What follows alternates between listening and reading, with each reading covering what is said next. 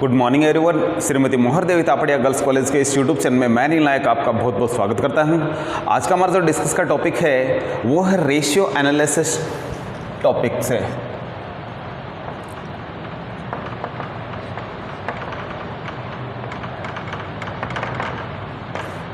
हमारा डिस्कस का टॉपिक आज रहेगा वो है रेशियो एनालिसिस।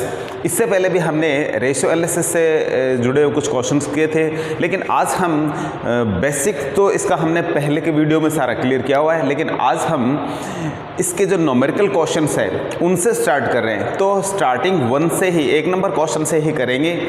नंबर 1 क्वेश्चंस में जो चीज़ पूछी गई है वो है करंट रेशियो पूछा गया है।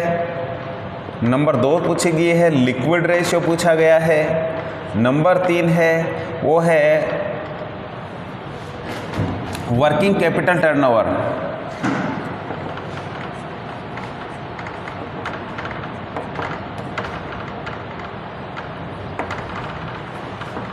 वर्किंग कैपिटल टर्नओवर रेशियो तो शॉर्ट में लिखता हूँ WCTR। और चौथा जो पूछा गया है वो है स्टॉक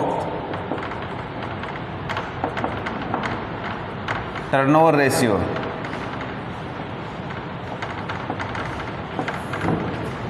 यानी STR। तो इनके लिए मैं थोड़ा सा दोबारा से आपको फॉर्मूले बता देता हूँ। इनके क्या है, इसका होता है CA/CL,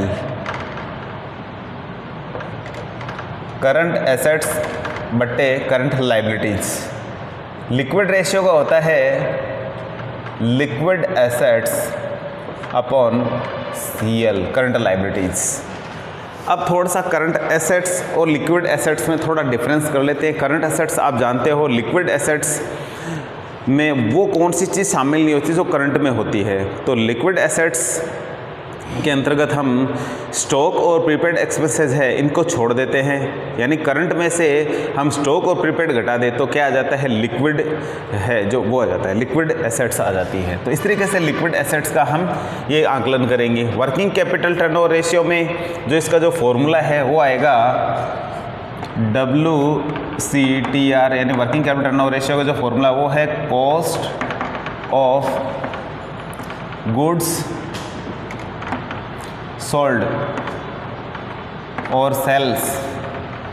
इनमें से आपको जो चीज़ें उपलब्ध करवाई जाए उससे आप कर सकते हो। First priority cost of goods पे निकालना होता है, सेकेंडरी नहीं दिया है, कॉस्ट ऑफ गुड्स और सेल से निकाल सकते हैं अपॉन वर्किंग कैपिटल। दूसरा है stock turnover ratio STR। STR का जो फॉर्मूला है वो है cost of goods sold upon average stock. तो इन फॉर्मूलों का यूज़ करते हुए हम जो हमारा आज का जो क्वेश्चंस करेंगे, और ये चीज़ें हमें पूछी गई है, तो क्वेश्चंस में जो चीज़ें पूछी गई है मैं उनको लिख देता हूँ बोर्ड पे, जिससे कि आप समझ पाओ कि इन्हीं से संबंधित हमारा क्वेश्चन है। तो हमें जिन चीज़ों की ज़रूरत है, इन जो टॉपिकों को जो पूछा गया है कि किन चीज़ों की सहायता से हम इन सभी को हल करेंगे, वो हमने सारी ले ली है। इनके लिए हमें सबसे पहले तो करंट एसेट्स चाहिए थी, तो करंट एसेट्स हमने ले लिया है। इन्वेंट्री दे रखा है 7000, रिसीवेबल्स दे रखे हैं, ट्रेड रिसीवेबल है 4000, कैश एंड इक्विवेलेंट्स दे रखे हैं वो है 3000। CL करंट लाइबिलिटीज दे रखी है, पेबल 5000, शॉर्ट टर्म प्रोविजंस दे रखे हैं वो है 2000 के, और कॉस्ट ऑफ गुड्स सोल्ड दे रखा है 70000, और ओपनिंग स्टॉक दे रखा है वो है 13000। जो बैलेंस शीट में जो हमें इन्वेंट्री दिया जाता है, जो स्टॉक दिया जाता है, वो क्लोजिंग स्टॉक ही होता है। तो इस तरीके से हमारे पास ओपनिंग स्टॉक और क्लोजिंग स्टॉक है।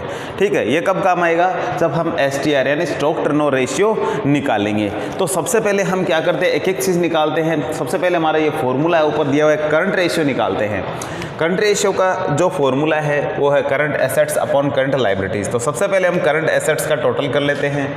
तो इसके अंतर्गत जो चीज़ आ रही है हम उसको क्या है लिख लेते हैं, जो चीज़ आ रही है उसको।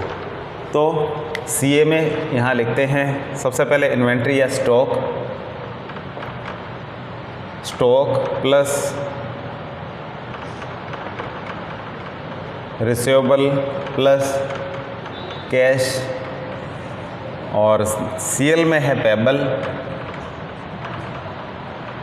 Plus short term provision.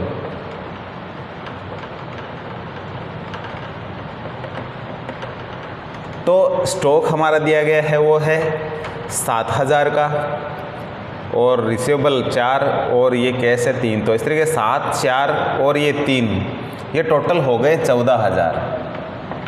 मैं सबका टोटल लिख रहा हूँ यहाँ। और पेबल है जो वो है 7,000। 5 और 2 को जोड़ते हैं तो इतना आता है, तो इसका भाग लगाएंगे तो आ जाएगा 2। अनुपात जो इसका 2:1 आता है, 2:1, और यह इसका 2 आता है। ठीक है, तो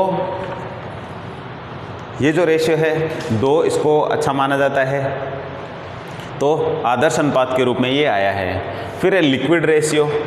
तो लिक्विड एसेट्स निकालने के लिए हमें क्या करना पड़ता है, स्टॉक और प्रीपेड एक्सपेंसेस को क्या है करंट में से हम घटा देते हैं। तो हमारे पास क्या है, स्टॉक दिया हुआ है, ये इन्वेंट्री दे रखा है, प्रीपेड कुछ है नहीं। तो इस तरीके से जो करंट एसेट्स हमारी कितनी थी, 14,000 थी, इसमें से हम क्या घटा देंगे, स्टॉक घटा देंगे, यानी इन्वेंट्री घटा देंगे 7,000। तो बचेगा क्या, वो 7,000 होगा। ठीक है, तो LA का जो फॉर्मूला है मैं यहाँ लिख देता हूँ, LA is equal CA minus stock plus prepaid expenses. तो CA में से स्टॉक और प्रीपेड, तो प्रीपेड एक्सपेंसेस नहीं है, स्टॉक जरूर दिया हुआ है हमें, वो है 7,000 का। तो हम यहाँ क्या करेंगे, हम यहाँ LA निकालेंगे। LA इज इक्वल CA हमारा था 14,000 माइनस स्टॉक है हमारा ये 7,000 का, तो ये बराबर हमारे पास क्या LA कितना आ जाता है, 7,000 ही आ जाता है।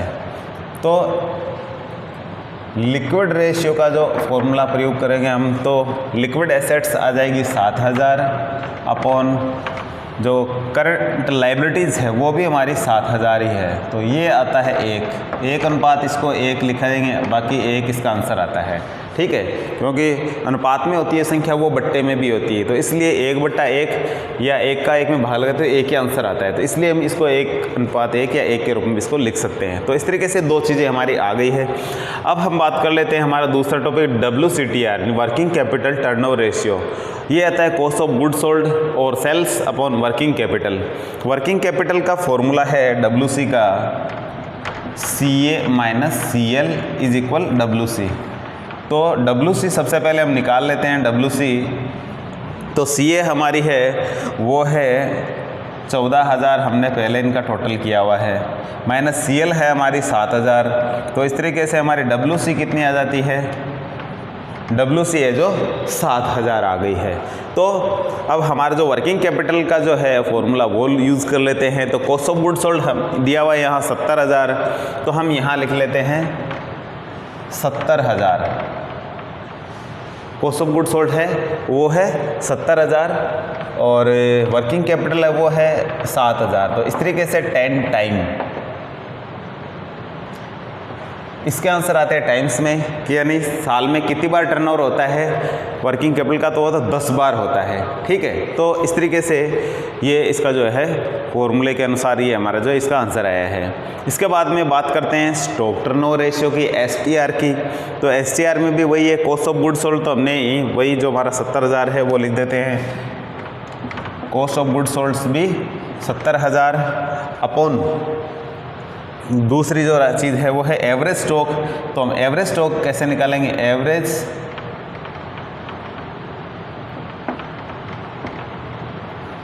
ये आता है opening plus closing stock. Opening और क्लोजिंग दोनों को हम जोड़ देते हैं और भाग लगाते हैं 2 का, तो क्या आ जाएगा, एवरेज स्टॉक आ जाएगा। तो ये जो दिया हुआ है ये क्लोजिंग स्टॉक है, ओपनिंग स्टॉक हमें अलग से दिया हुआ है। तो 13 और ये जो 7 है ये कितने हो जाते हैं, 20,000 हो जाते हैं। तो यहाँ ओपनिंग और मैं यहाँ लिख देता हूँ, यहाँ लिखते हैं 13,000 प्लस आगे लिखेंगे 7000 अपॉन 2, तो ये जो हमारा एवरेज स्टॉक है ये आता है 10,000। एवरेज स्टॉक 10,000 है और ये हमारा कॉस्ट ऑफ गुड सोल्ड हमने यहाँ लिख ही लिया है। तो इस तरीके से ये एवरेज स्टॉक यहाँ लिखते हैं 10,000, तो ये आता है 7 टाइम्स। तो इस तरीके से ये हमने STR भी निकाल लिया है। तो इस तरीके से हम जो हमें चीज़ों की ज़रूरत थी हमने वो निकाली और उन्हीं की सहायता से हमने जो हमारा क्वेश्चन है वो हल कर लिया है। तो आज के वीडियो में इतना ही, मिलते हैं नेक्स्ट वीडियो में, तब तक के लिए धन्यवाद। वीडियो को लाइक कीजिए, वीडियो को शेयर कीजिए, चैनल को यदि सब्सक्राइब नहीं किया है तो सब्सक्राइब ज़रूर करिए और किसी भी प्रकार की यदि आपको कोई प्रॉब्लम आती है तो ज़रूर कॉल करके पूछिए। Thank you.